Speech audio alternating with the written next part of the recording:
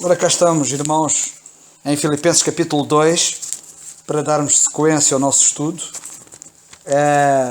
Às vezes penso que até o preâmbulo que não fica registado na gravação do estudo e os momentos que passamos antes, se fossem gravados até nem era mau, porque de facto às vezes passamos bons momentos, mas o Senhor registra-os para a eternidade, e isso é que é importante. E o Tiago vai ler mais uma vez o capítulo 2 e os primeiros 11 versículos.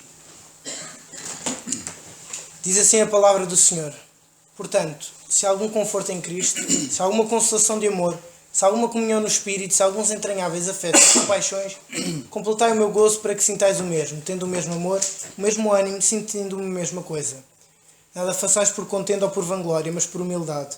Cada um considera os outros superiores a si mesmo. Não atente cada um para o que é propriamente seu, mas cada qual também para o que é dos outros. De sorte que haja em vós o mesmo sentimento que houve também em Cristo Jesus, que, sendo em forma de Deus, não teve por usurpação ser igual a Deus, mas aniquilou-se a si mesmo, tomando a forma de servo, fazendo-se semelhante aos homens. E, achado na forma de homem, humilhou-se a si mesmo, sendo obediente até à morte e morte de cruz. Pelo que também Deus o exaltou soberanamente e lhe deu um nome que é sobre todo o nome, para que, ao nome de Jesus, se dobre todos os olhos dos que estão nos céus e na terra e debaixo da terra, e toda a língua confesse que Jesus Cristo é o Senhor, para a glória de Deus Pai. Graças a Deus.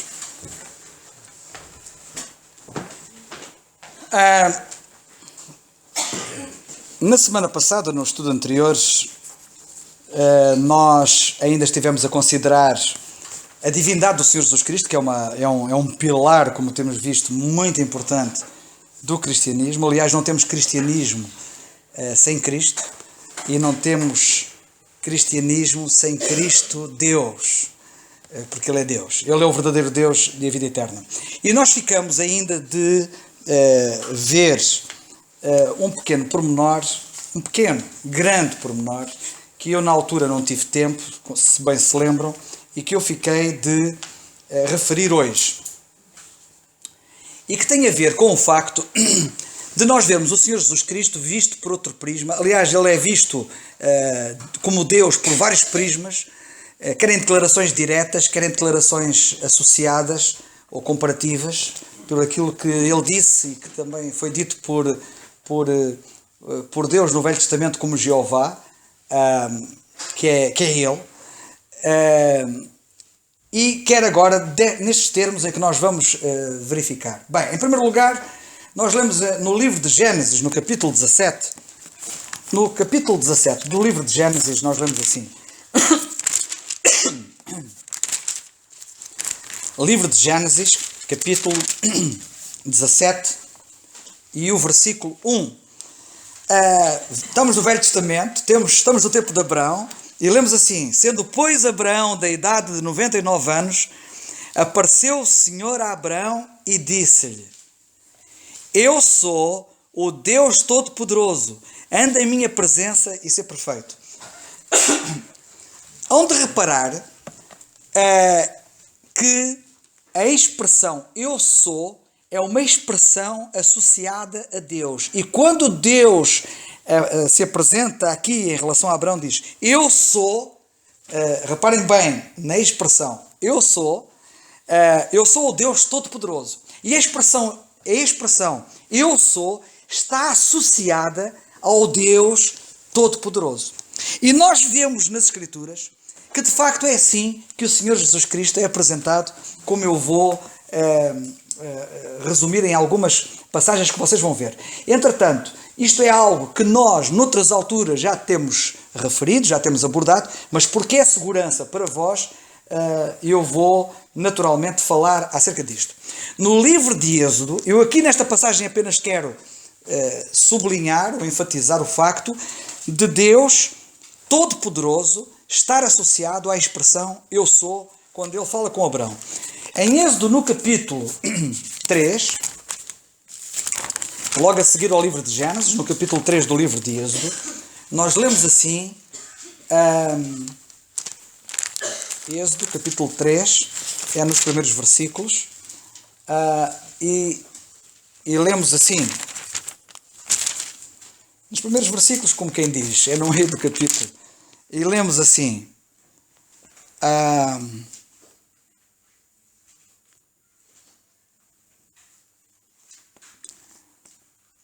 Vamos ler a partir do versículo 11. Então Moisés disse a Deus, quem sou eu? A Deus, notem bem, está aqui Deus, hein? Quem sou eu que vá a Faraó e tire do Egito os filhos de Israel? E Deus disse, certamente eu serei contigo. E isto te será por sinal de que eu te enviei. Quando houveres tirado este povo do Egito, servireis a Deus neste monte.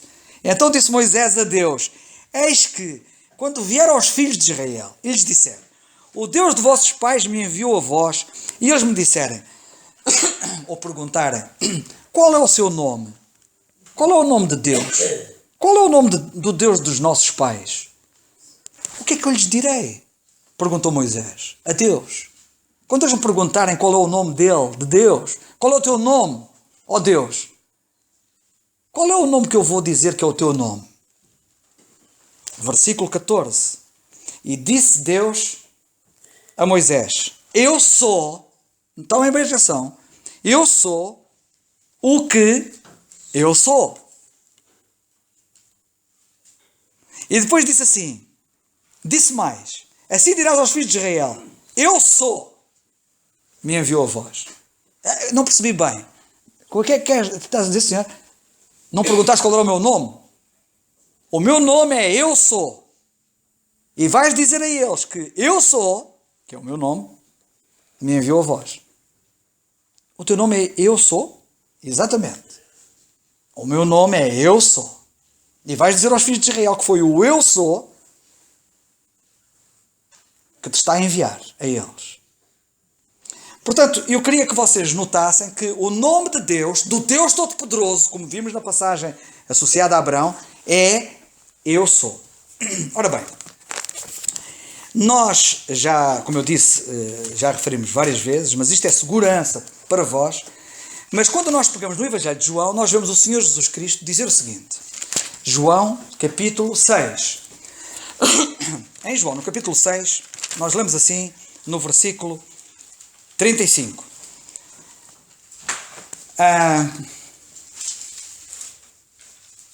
Antes disso. Não, está bem.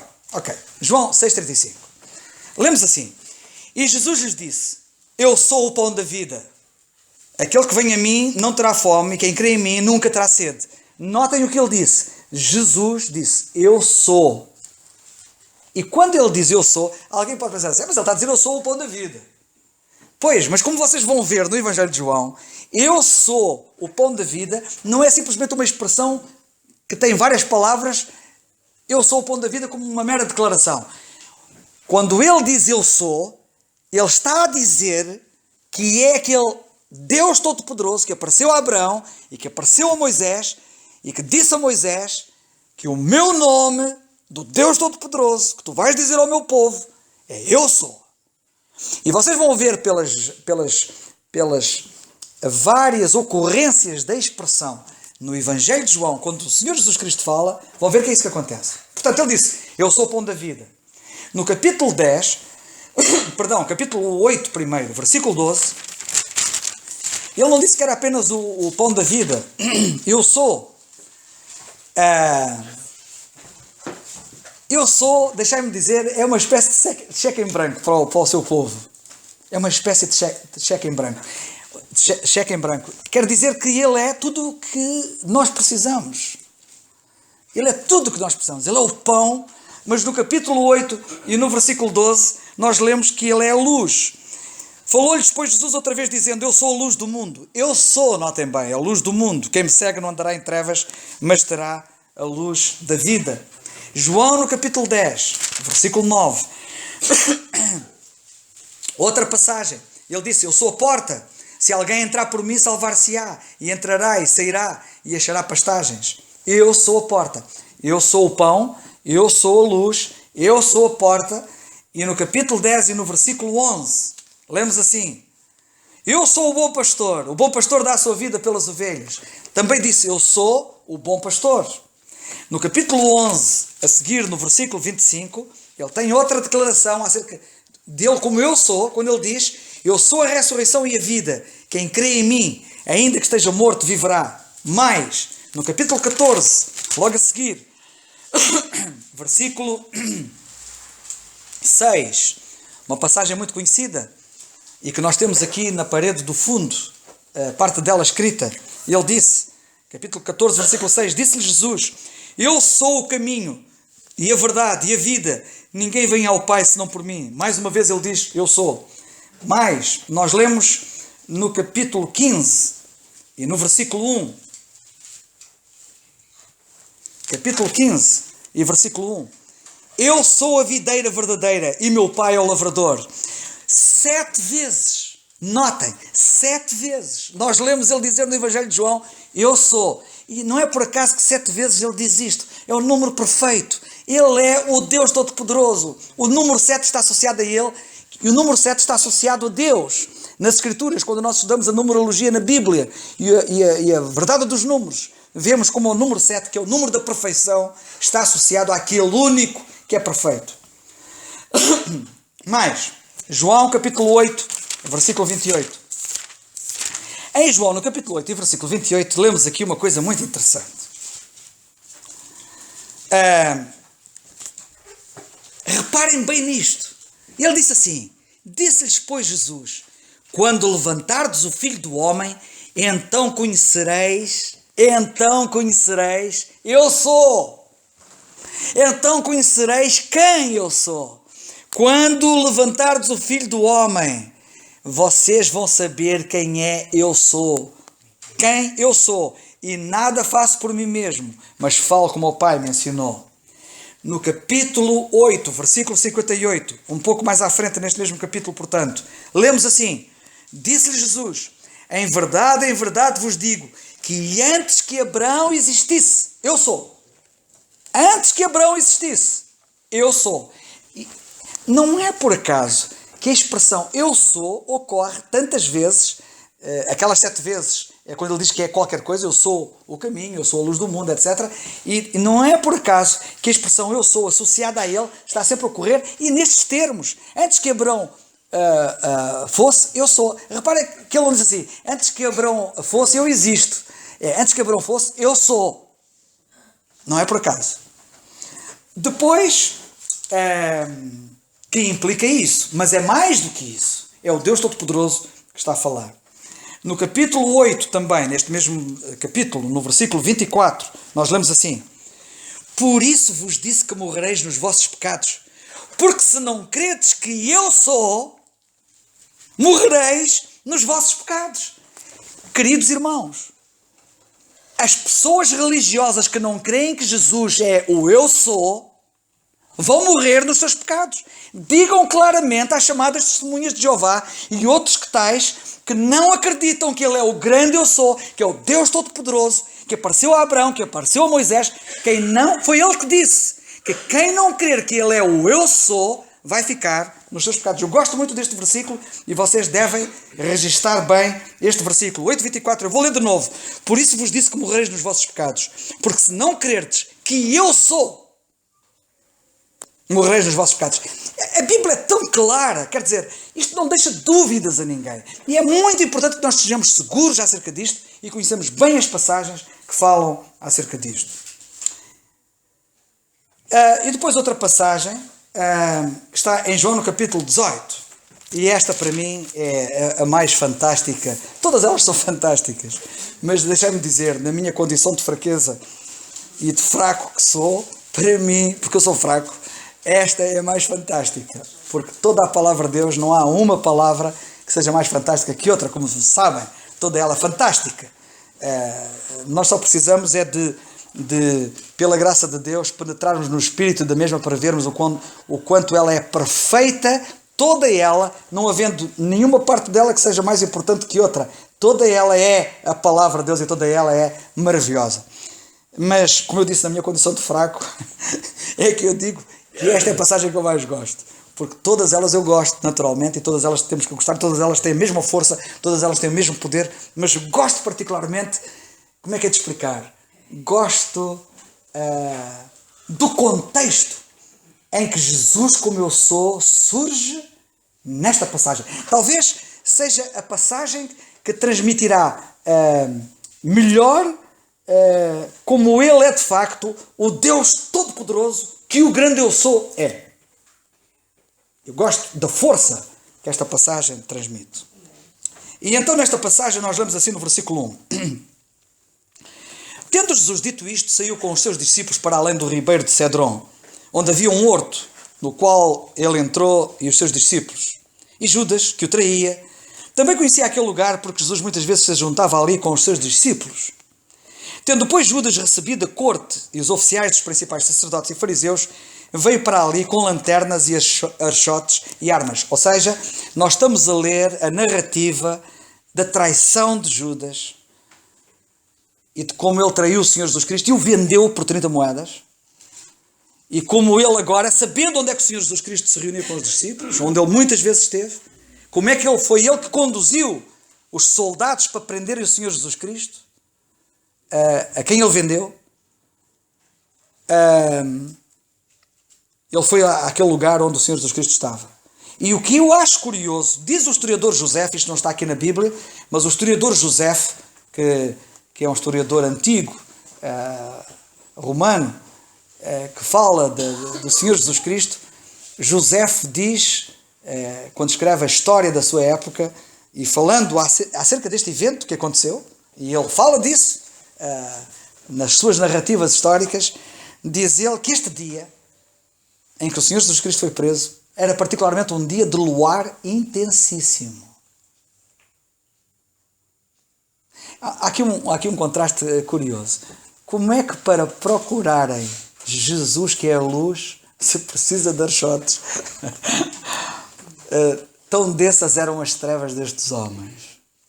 Diz o historiador José que era uma noite de luar intensíssimo. O que, já por si, sendo uma noite tão clara, e nós conhecemos muitas noites assim, sabemos perfeitamente que nessas noites de luar intensíssimo, nós podemos reconhecer facilmente uma pessoa. Tão clara é a luz à noite, da lua. Pois bem, como se não chegasse a intensidade da luz que havia no luar, segundo diz José, eles ainda foram munidos, como lemos aqui, de lanternas. E de archotes. Não apenas lanternas, mas archotes. Tudo isto para dar luz. E depois diz a Bíblia que eles iam armados.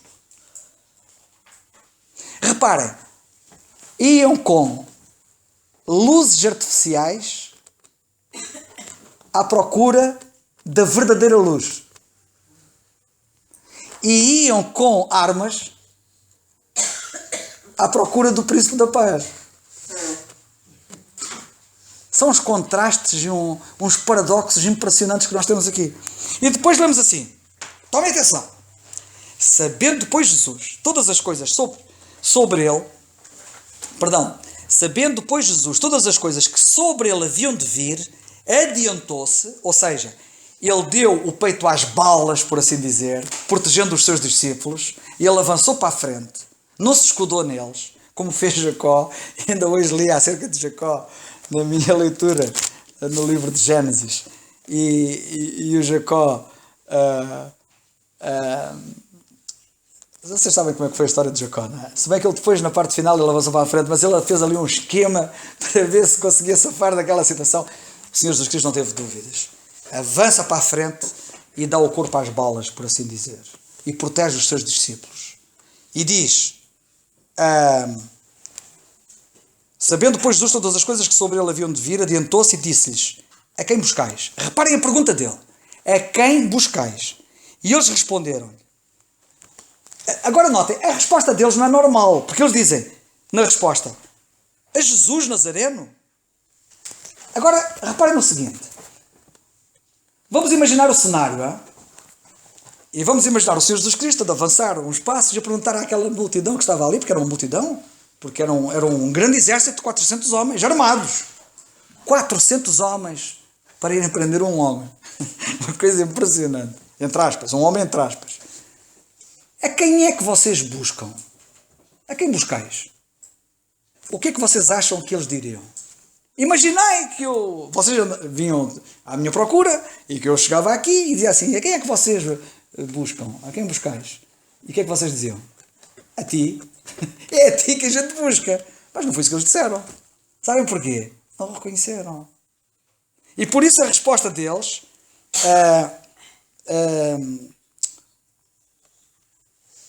foi, responderam-lhe, versículo 5, é Jesus Nazareno. Então estavam a falar com ele e foram dizer, buscamos a Jesus. Imaginem que eu estava aqui assim e vocês estavam aqui e perguntavam, e eu perguntava, quem é que vocês buscam? E vocês estavam a falar comigo, não é? E vocês diziam assim, olha o Carlos Alves está ali atrás. Fazia sentido, não é? Responderem-me assim, o Carlos Alves, estavam a falar comigo, o Carlos Alves. Agora vocês estavam a falar comigo e eu perguntava, quem é que vocês buscam? E vocês assim, buscamos o Carlos Oliveira. Então eu não estou aqui. Não faz sentido. Pois foi isto que eles fizeram em relação ao Senhor Jesus Cristo, porque não o reconheceram. Agora vocês notem o seguinte. E agora notem que estava uma noite de luar intensa. E que estavam com archotes. E com lanternas. E mesmo assim não o reconheceram. E depois nós lemos assim. Tornou-lhes, pois... Não, versículo 5. Disse-lhe Jesus, sou eu. Notem bem a expressão que ele utiliza. Ele diz, sou eu. Eu sou. Ele quando diz, sou eu, ele não está apenas a dizer, sou eu. Ele está a dizer, eu sou. É o Deus Todo-Poderoso que está a falar. E porquê é que eu digo que é isto que ele está a falar? E não é apenas dizer, como na linguagem coloquial, que nós diríamos, olha, sou eu. Pelo resultado do que aconteceu. E qual foi o resultado que aconteceu quando ele disse, sou eu? Lemos depois a seguir, parenteticamente, Judas, que o traía, estava com eles. Quando, pois, lhes disse, sou eu, recuaram e caíram por terra. Como é que 400 homens recuam? Parece que aquelas palavras de eu sou causaram um impacto neles de tal forma que recuaram para trás e caíram. Porque estavam diante do Deus Todo-Poderoso. Só um cego é que não vê isto.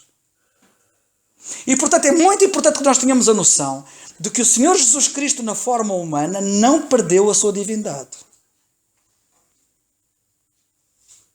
Ele quando se despojou, e que isto fique claro, ele quando se despojou, ou quando se despiu, como lemos na nossa passagem, e nós vamos à nossa passagem em Filipenses, no capítulo 2,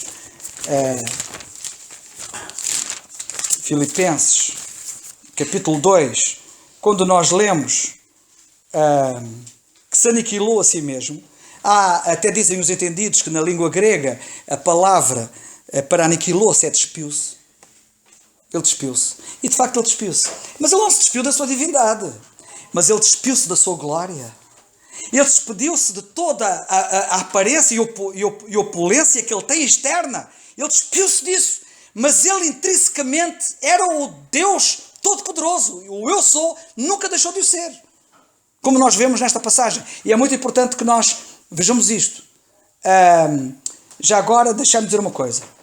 Se o Senhor Jesus Cristo, como lemos aqui nesta descrição, que é Deus, se Ele não tivesse a ouvir aos homens, dado estes passos que Ele deu na sua humilhação, para além de nós não podermos ser salvos, porque naturalmente, e particularmente a sua morte e morte de cruz foi chave na realização da nossa salvação, se ele não tivesse tomado a forma humana como tomou, e já nem falo na parte do servo, mas se ele não tivesse tomado a forma humana, eu não sei se vocês sabem, mas quando nós lemos a carta aos Hebreus, a Bíblia fala do seu corpo, o corpo que ele tomou, porque ele não tinha corpo. Ele já existia antes de Abraão, mas não tinha corpo. E ele adquire corpo quando ele encarna. E ao encarnar, ao ele adquirir corpo, apesar de estar a adquirir qualquer coisa, ele estava-se a despir. Estava-se a despir da sua glória, da sua riqueza. Sendo rico por amor de nós, se fez pobre. E ele estava-se a despir. Ele, quando se despiu da sua riqueza, da sua glória, quando ele se despiu, isto foi muito importante. Porque se ele não se despisse, nós éramos fulminados. Se Jesus viesse Se o grande eu sou, se o Deus Todo-Poderoso se manifestasse aos homens como Ele é, nós éramos todos fulminados. Lembram-se, e estou a falar apenas da sua glória, eu já nem falo de mais nada dos seus atributos, eu só falo da sua glória. Quando Moisés acabou de edificar o tabernáculo, a Bíblia diz que a glória de Deus encheu o tabernáculo. Eu apontei isso a algures aqui e até posso dizer onde é que está. Êxodo capítulo 33, vamos abrir a Bíblia em Êxodo capítulo 33. Êxodo capítulo 33, e nós lemos assim,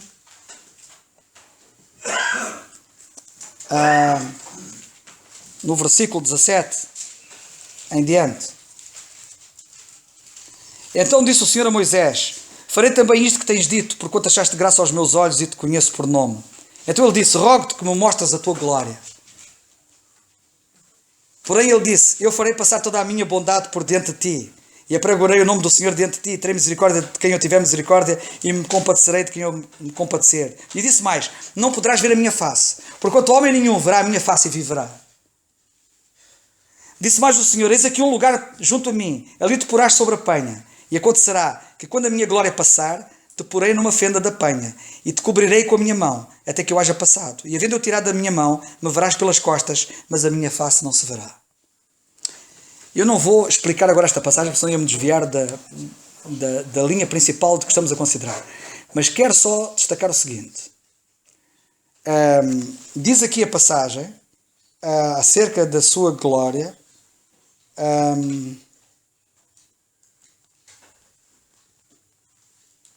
acontecerá que quando a minha glória passar, te porei numa fenda da penha. Só quero vos dizer isto. A fenda da penha é a fenda da rocha. Na Bíblia, a rocha é Cristo. E a fenda da rocha fala-nos da ferida que lhe foi feita na obra da cruz do Calvário. Ou as feridas. E só um Cristo assim, só por associação a um Cristo assim, só por identificação com um Cristo assim, só em cima de uma rocha assim, é que era possível vê-lo naqueles termos. E vai ser assim que o vamos ver um dia. Nós que estamos em Cristo, se alguém está em Cristo, nova criatura é. E isto, nova criatura, vai nos habilitar a podermos estar na presença de Deus para sempre. Porque estamos nele. Só nele. Fora dele não. Só em cima da rocha. A rocha ferida. Só por associação a ele. Mas há uma outra coisa que eu quero dizer. No capítulo 40, no fim do livro de Êxodo, nós lemos no versículos 34 a 36. Quando o tabernáculo, como eu estava a dizer, acabou de ser feito, nós lemos assim: então a nuvem cobriu a tenda da congregação e a glória do Senhor encheu o tabernáculo. Notem, o que encheu o tabernáculo foi a glória do Senhor. De maneira que Moisés não podia entrar na tenda da congregação, porquanto a nuvem ficava sobre ela e a glória do Senhor encheu o tabernáculo. Vocês já viram? E ficamos por aqui.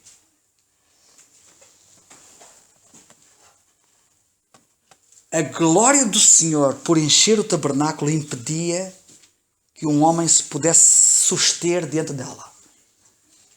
Estão a ver bem? Ninguém aguentava com... Moisés não podia entrar. Se o Senhor Jesus Cristo, quando veio à Terra, viesse na plenitude da sua glória como Ele é, nós, os que estavam cá na altura, não tinham hipótese de subsistir. E por isso é que a carta aos Hebreus diz que quando Ele toma a forma humana, quando Ele encarna, toma a forma humana, a carta aos Hebreus chama ao seu corpo o véu da sua carne. Olhem para o corpo do Senhor Jesus Cristo como um véu. Eu já noutras situações, como vocês sabem, quando particularmente ensino o significado do véu na Bíblia e porque é que as irmãs devem cobrir a sua cabeça com véu, nós vemos claramente na Bíblia que os véus na Bíblia cobrem sempre glórias. Se nós fizermos um estudo do véu na Bíblia, nós vemos sempre que o véu visa cobrir glórias. E muitas não sabem, ou muitas mulheres não sabem, que a razão porque Deus quer que as mulheres se cubram na igreja é porque o véu cobre a glória que elas são, que são a glória do homem, e a glória que elas têm, que é o seu cabelo. Os homens têm uma glória, que são as mulheres. E as mulheres têm uma glória, que é o seu cabelo. E por essa razão dupla elas devem se cobrir. Cobrir-se porquê? Porque são a glória do homem, e na presença de Deus não há lugar para a glória do homem. E cobrir-se porque o seu cabelo, que muitos se escudam dizendo, já tenho o cabelo, já não precisa de véu, é o véu artificial. Não, então para que é que o Paulo esteve a gastar tanto latim, entre aspas, ou tanto grego, a escrever tantos versículos das Escrituras, como nós temos na primeira carta aos Coríntios, capítulo 11, a mostrar que é necessário que elas se cubram e que os homens não se cubram. Não é só que elas se cubram, é que os homens não se cubram. Ninguém vai advogar agora que os homens têm que ser todos carecas, não é? Se o problema fosse um problema de cabelo. A razão porque ele fala na cobertura e insiste na cobertura das mulheres, e a razão porque a mulher, apesar do cabelo lhe ter sido dado em lugar de véu, como Paulo diz, como o véu natural que é, o cabelo cobre a glória que ela é, a glória do homem. Mas como ela está a cobrir a glória do homem, que é a glória que ela é a glória do homem, e a glória do homem deve ser coberta. E o cabelo é o véu natural que Deus lhe deu, que cobre a glória que ela é.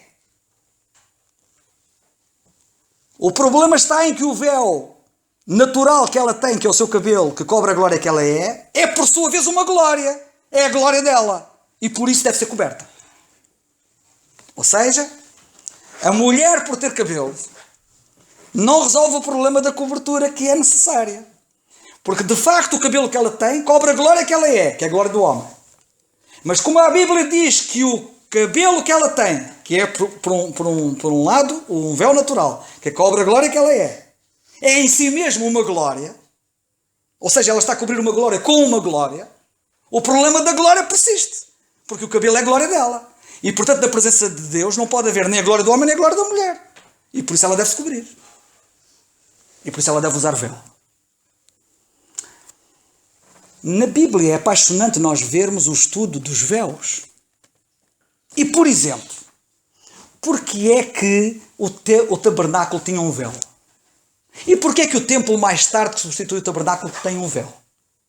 Que era para cobrir a glória de Deus que estava no lugar santíssimo. O véu na Bíblia é sempre para cobrir glórias. Porque é que quando Moisés foi ao monte receber as tábuas da lei, e esteve ali com Deus vários dias, enquanto o povo lá embaixo pecava, e quando Moisés recebeu as tábuas da lei, quando Moisés desce do monte com as tábuas, porque é que o povo não podia olhar para a cara dele? Porque a cara dele, a glória de Deus resplandecia na cara dele. E o povo não conseguia olhar para a cara dele pela manifestação, pela irradiação da glória de Deus no rosto dele. É que nós não podemos ficar na presença de Deus sem sermos afetados por ele.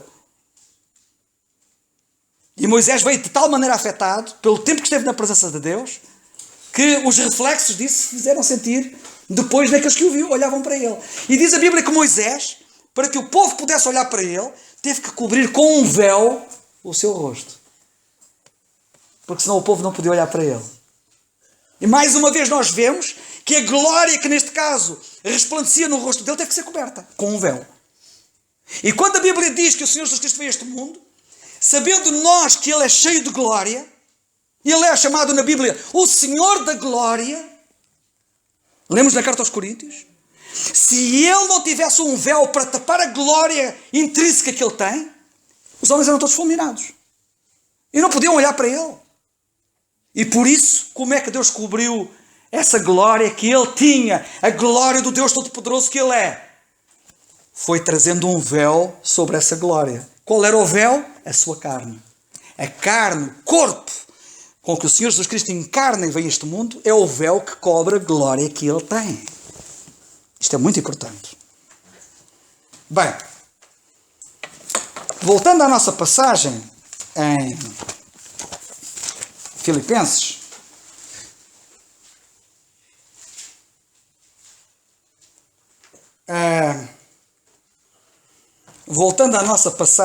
Filipenses, no capítulo 2, e as horas passam depressa, isto é uma coisa impressionante, eu assim não consigo andar. Mas já tratamos do assunto da divindade do Senhor Jesus Cristo, e sobre isso já não vou falar mais, porque já está tratado. Mas eu gostava de, muito rapidamente, terminar Eu tenho aqui várias coisas para dizer, mas pronto. Eu vou por aqui, que talvez seja mais fácil, e vou terminar com estes pensamentos, e para a semana nós vamos continuar, pela graça de Deus. Eu já tive a ocasião de dizer que nós temos aqui 7 degraus na humilhação do Senhor Jesus Cristo, e depois temos 7 degraus na sua exaltação. E muito rapidamente eu gostava de falar nos 7 degraus que ele desceu na escada da humilhação. E nós temos isso dos versículos 6 a 8. Entre os versículos 6 a 8, temos a descida do Senhor na escada da humilhação. E temos aqui os tais 7 degraus, que nós poderíamos classificá-los da seguinte forma. Versículo 6, renúncia. O primeiro degrau que ele dá é o grau da renúncia. Sendo em forma de Deus, não teve por usurpação ser igual a Deus. Ele renunciou à sua riqueza, à sua glória. Ele renunciou a tudo isso por amor de nós. O segundo degrau que ele desce na escada está no versículo 7 e podemos chamar o grau de esvaziamento. Diz, aniquilou-se a si mesmo. Como eu disse, o termo grego, dizem os entendidos, que o termo grego que aqui é traduzido por aniquilou-se, é esvaziou-se. E de facto, já agora ficam a saber que nós aniquilamos-nos a nós próprios quando nos esvaziamos de nós mesmos. As pessoas que não são humildes estão cheias de si. E nós não podemos estar cheios de nós próprios. Temos que nos esvaziar de nós próprios. E, portanto, é bom que, se vocês quiserem seguir o exemplo do Senhor Jesus Cristo e serem humildes, como todo o contexto aqui preconiza, não percamos de vista o contexto, porque o grande objetivo do apóstolo, ao falar nisto, está a procurar mostrar, olhem para o exemplo do Senhor, e vede como ele dá o exemplo fantástico na humildade, e vocês esvaziem-se de vocês próprios. E esvaziarmos de nós próprios é não estarmos preocupados com nós mesmos. Nós não estamos aqui para nos promovermos, não estamos aqui para nos defendermos, não estamos aqui para nos protegermos, não estamos aqui, enfim, para acarinharmos e dulcificarmos o nosso ego, nem para o apaparicarmos, nem para o fazermos crescer. Pelo contrário, estamos aqui para nos esvaziarmos dele. Eu gosto muito daquela passagem de Gálatas 2:20, quando Paulo diz, já estou crucificado com Cristo. Reparem que no processo do esvaziamento está aqui a cruz. A morte e morte de cruz. No processo da descida, do esvaziamento. Este esvaziamento é uma coisa impressionante. Ele esvazia-se ali de uma maneira impressionante. Está a cruz. E Paulo diz, já não sou eu que vivo, já estou crucificado com Cristo. E já não sou eu que vivo. O eu deixou de viver em mim. É Cristo que vive em mim. E nós precisamos, irmãos, de cada vez mais interiorizarmos isto. É Cristo em mim, não sou eu. Não é o que eu penso, não é o que eu quero, não é o que eu gosto. E sabem de uma coisa? E quando nós nos esvaziamos de nós próprios, jamais as pessoas deixam de nos ofender. Não repararam nisso? As pessoas que estão vazias de si próprias, nunca ninguém as ofende. Vou dizer de outra maneira. Nunca se sentem ofendidas. Porque não acertam nelas. Elas já estão vazias de si. Nós precisamos disto. Temos de estar vazios de nós próprios. E depois, quando falarem mal de nós, ou nos criticarem, ou não nos considerarem, ou se esquecerem de nós, ou qualquer coisa, e a gente pode olhar e dizer assim, calma, isto é em relação ao meu eu? Ou eu? Onde é que tu estás? Está na cruz, está morto. Cuidado quando temos o eu vivo. E o eu vivo é tremendo. Ele reage, ele ofende-se, ele riposta. Que Deus nos ajude. Terceiro degrau. Portanto, estamos nos versículos 6 a 8, não é verdade? Versículo 7. Aniquilou-se a si mesmo, tomando a forma de servo. Servo, ao tornar-se servo. Outro passo, outro degrau na sua condição. Terceiro passo, servo. Quarto passo, homem, fazendo semelhante aos homens. Mais outro degrau na sua humilhação. Sabem que vocês dizem assim, então, mas eu se calhar via de outra maneira, ele ao fazer-se homem era primeiro e depois é que era servo. Não. Há servos que não são homens. Há servos que estão acima dos homens. Os anjos são seus servos. Os anjos servem-no. As criaturas celestiais, todas elas o servem. Anjos, arcanjos, querubins, serufins, as 4 criaturas viventes, os 24 anciãos, todos servem o Senhor. Todo mundo serve o Senhor. E, portanto, ele ao passar a servir, ele era o servido. Ao passar a servir foi mais um degrau que ele deu. Que ele desceu. E depois ainda desceu mais outro. É que, além de estar a servir, ele serviu na condição dos mais baixos. Porque o homem é feito menor do que os anjos, que também servem. E por isso, ao fazer-se homem, desceu outro degrau. E em quinto lugar, nós lemos que se humilhou. Não é verdade? Depois no versículo 8, achado na forma de homem, humilhou-se a si mesmo. E sendo obediente, até à morte. Mais outro degrau. Portanto, a humilhação, ou ele humilhar-se, além de ser homem, humilhou-se a si mesmo. Depois de ser homem, e conhecemos homens tão emproados, não é? E ele humilhou-se a si mesmo. E depois outra coisa, e foi à morte, mais outro degrau. E o último degrau, o 7º degrau, e morte de cruz, que é a pior morte que existe. Era para os condenados. E depois, por outro lado, nós depois temos a exaltação dele, que vai desde os versículos 9 a 11, e nós podemos ver na exaltação dele, pelo que Deus também o exaltou soberanamente. Depois há aqui alguns pormenores que eu depois ia querer fazer referência, não vou fazer agora por causa da hora, mas eu quero falar apenas nos degraus que ele sobe, assim muito rapidamente, no global, que é para não estarmos a... Versículo 9.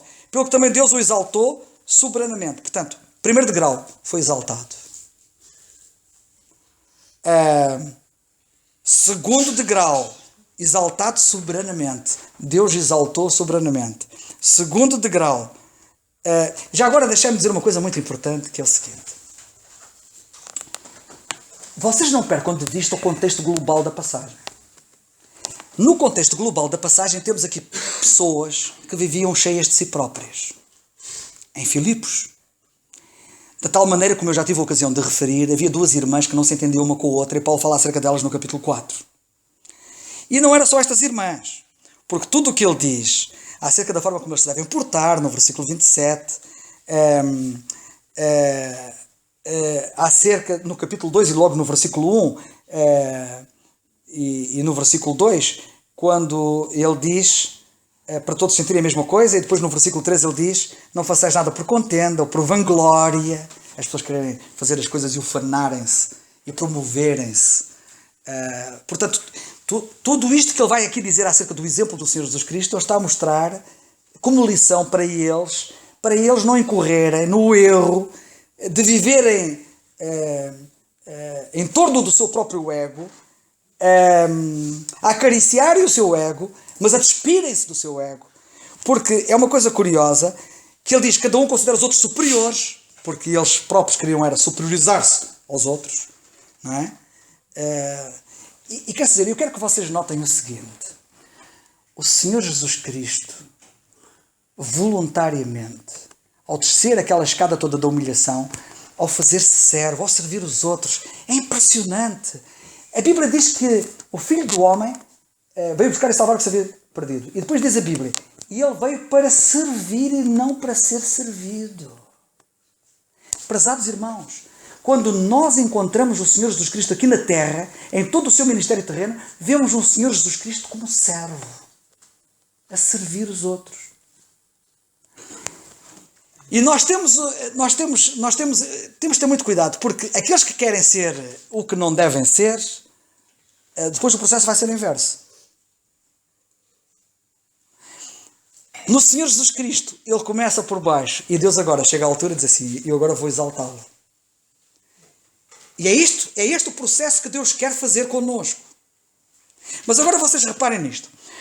Nos degraus da exaltação, ele é exaltado soberanamente, depois recebe um nome sobre todo o nome, é o segundo degrau, no versículo 9 ainda, lhe deu um nome que é sobre todo o nome. Já agora só um pequeno pormenor.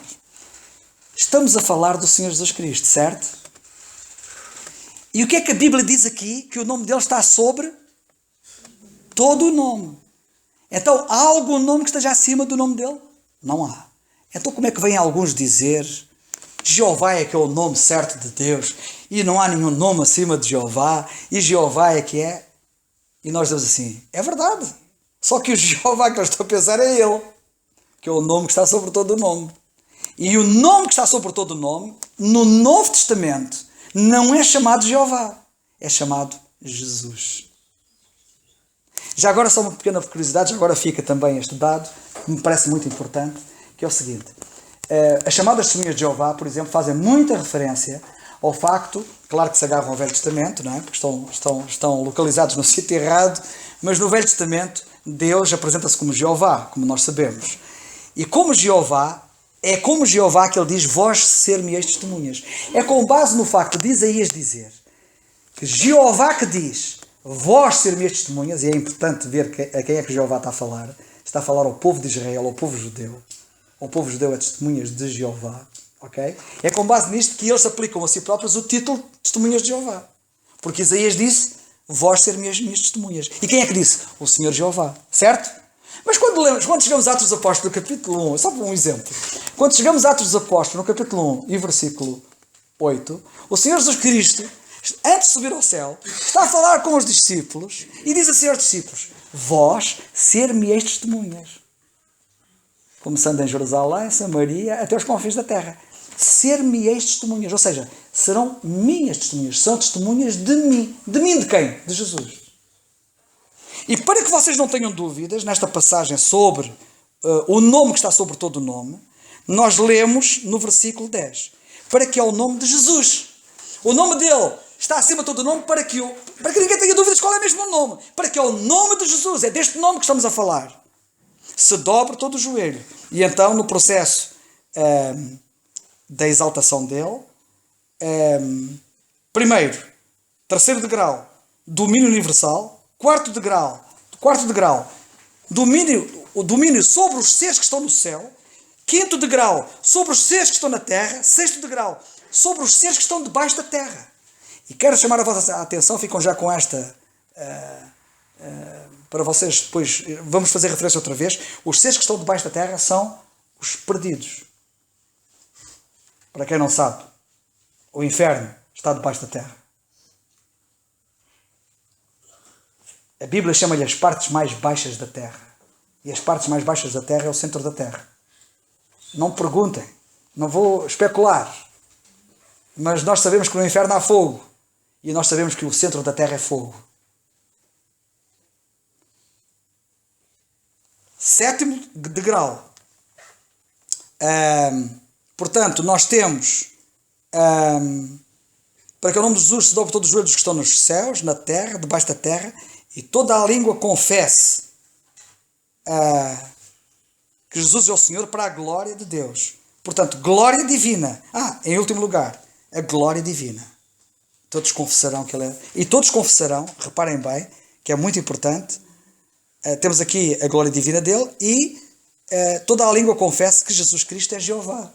Que é uma coisa curiosa. Vocês já repararam? Para que todos confessem que Jesus Cristo é Jeová. Ou seja, é o Senhor. Porque Ele é o Senhor Jeová é Ele. Para que confessem que Ele é o Senhor. Muito rapidamente só para vocês, e termino com isto, para vocês adoçarem um bocado a boca da fé, se quiserem. Nós temos estado a estudar a personagem de José. Ainda no domingo passado falamos sobre José, lembram-se? Pois bem, sabiam que José representa o Senhor Jesus Cristo nestas duas escadas da humilhação e da exaltação? Reparem. 7 passos de José na humilhação. Ele é uma figura de Cristo. Foi do pai ao campo. Eu tenho aqui as passagens, mas nem vou citá-las. Foi do pai ao campo. Primeiro passo na humilhação. Do campo foi parar à cova. Segundo passo. Da cova foi parado aos mercadores de escravos, vendido como escravo aos ismaelitas. 1, 2, 3, 4. Quarto passo na humilhação. Dos ismaelitas foi parar a Putifar. De Pútifar foi parar ao cárcere. Do cárcere foi parar aos grilhões. E o último passo, dos grilhões, dos ferros a que ele foi sujeito, foi deixado no desamparo. Ficou desamparado. Mas lemos, o Senhor, porém, era com José. 7 passos na escada da humilhação. E reparem com os 7 passos que ele deu na escada da exaltação. José, como figura de Cristo. Primeiro, ainda não chegamos lá, mas é curioso, nós vemos receber o anel que o faraó lhe dá, da autoridade. Quando ele é exaltado. Quando ele é exaltado, recebe o anel da autoridade. Recebe vestidos de linho fino. Recebe um colar de ouro. Recebe uma proclamação nacional da glória dele. Recebe um novo nome. Recebe a noiva. E os filhos.